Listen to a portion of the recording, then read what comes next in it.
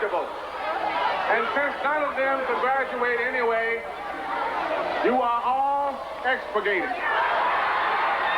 You are dismissed. You are out of here forever. I wish you well. Mr. Wright?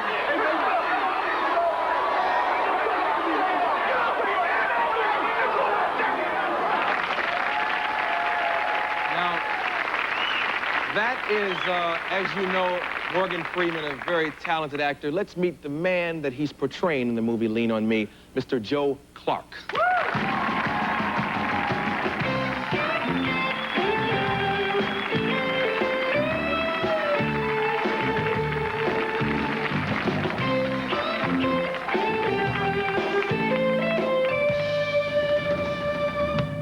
Now, I'm looking at this clip and thinking to myself, is it really that bad? I mean, is that what it was like?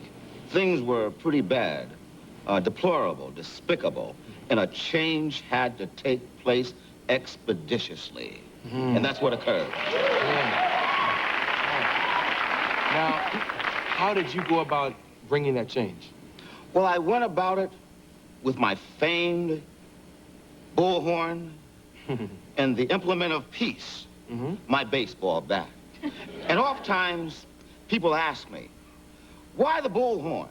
Very simply, the bullhorn makes me omnipresent, ubiquitous. When they can't see me, they can hear the melodic echoes of the bullhorn. And you see teachers with newspapers flying, cups under the chair, and a host of things. Now, the baseball bat is rather simplistic.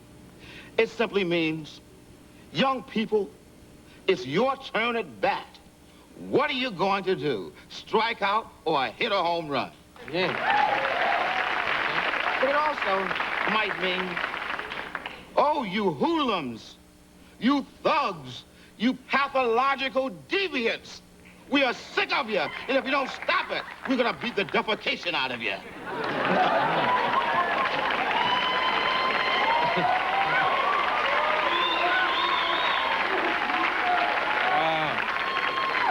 I think you and Don King should get together and write a book.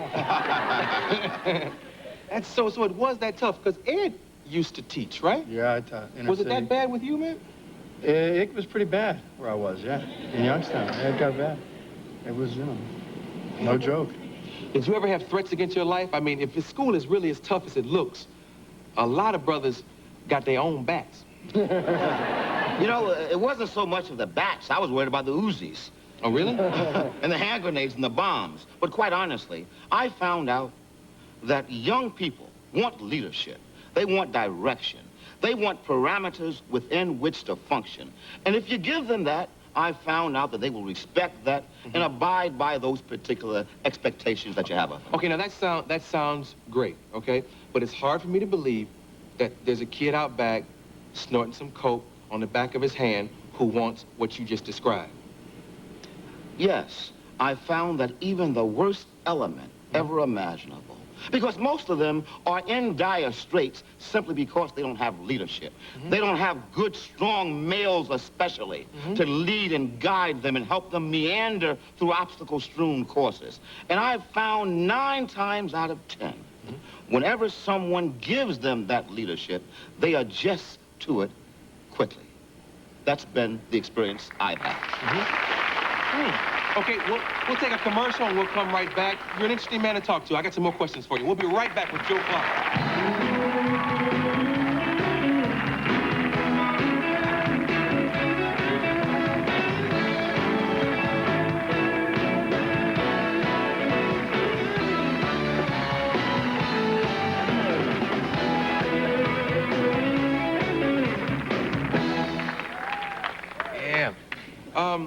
How accurate, you've seen the movie already, right? Yes, I've seen the movie. The movie. And the movie looks good to me. How accurately has Morgan Freeman portrayed your life? The portrayal of events that took place are accurate. Most of the things, 95% of what you saw in that movie, in fact, did occur. And I thought that Morgan Freeman, I thought he was a splendiferous performer. He did a fantastic job. I tell you, my greatest critics are my members of my family. My wife, Hazel, my daughter, Jordan, my son, JJ, and my little daughter, Peachy. They said, Dad, that was the best depiction of you we have ever seen. The first time I went, you know, I had to be taciturn. I couldn't show any emotion, so I sat there rigidly. The second time I went, there were little joy bells in my soul, and my heart and my soul let out with great laughter. And I'm telling you, the third time I saw that movie, I bugged out.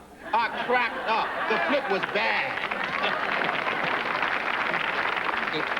You mentioned the word critic. Some of your critics say that you really didn't solve the problem. One of the things they say is that you just threw people out of your school, and they went out into the street to do the same things they had been doing in the school. So you really didn't solve anything, you just placed it in a different area. Well, that's not true. And I found out in life that any jackass can kick down a barn. It takes a carpenter to build one. What I did was bring about a reviviscence, a rejuvenation in a school. Oh, yes, I must admit now. Now, the hoodlums and thugs and old-grown men and women, they had to be expurgated.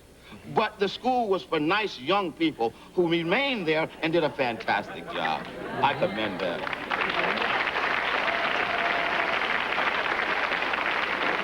Are there, I mean, during the commercial, we're all talking. Now, we know Ed taught, but surprisingly, Tracy also was a school teacher. I student taught. I never actually went to work as a teacher. I got dismissed. Did you carry a bat? They accused me of having an affair with one of the seniors. Oh, really? That's an interesting topic for another show. Come back. We'll discuss that. How, when you deal with these kids, I mean, are there kids that come and thank you now for what you did for them? Do you ever see any of the kids? I see the young people often. They come back and they give me much praise for at least having an environment that was conducive to learning. We eradicated the drugs, extirpated the hoodlums. We have an environment where you can learn in safety and in tranquility. And I think that as educators, that's the least we can do for young people in our school system. Okay, now how did you eradicate the drugs? Well, the eradication of the drug problem was not as awesome as I initially thought it was going to be. I simply said, and said it forcefully and firmly, what was exists no more. I am not tolerating drugs, sex, and hooliganism in this school. And somehow, they believed that. Well, I was scared. Yeah. I said, well, they might take my bullhorn and baseball bat and simultaneously wrap them around my neck. But I realized that what I was saying to them is exactly what they wanted to hear, and they conformed to it splendiferously. See, I'm involved in a program that I've created to help kids get away from drugs. And when I deal with some of their problems, it goes so much deeper than just taking it away from them. I mean, I had a little kid who was 7 tell me he took acid.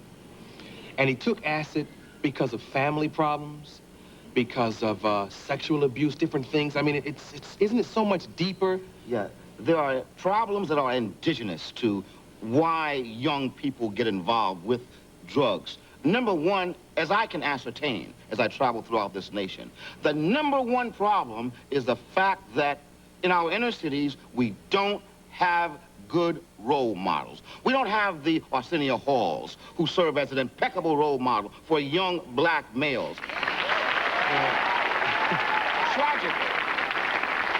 Tragically, the role models are those goons standing on the corner with gold around their neck, looking like a bunch of buffoons. They have become the role models.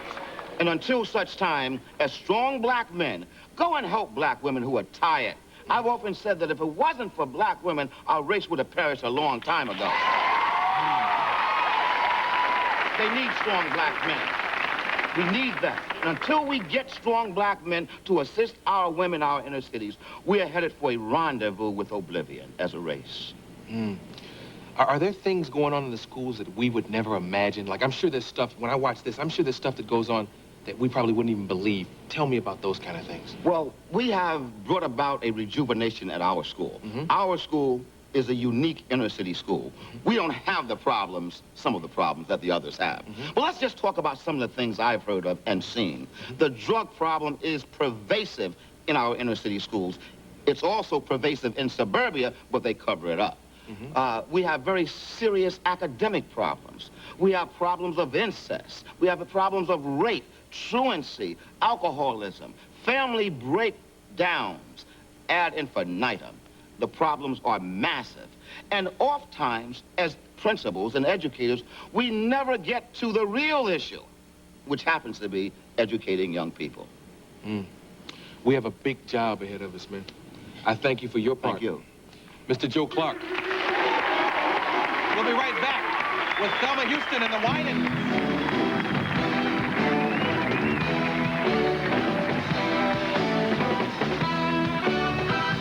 Here to perform the title track from the film about Joe Clark's life, Lean on Me, are Thelma Houston and the Winans.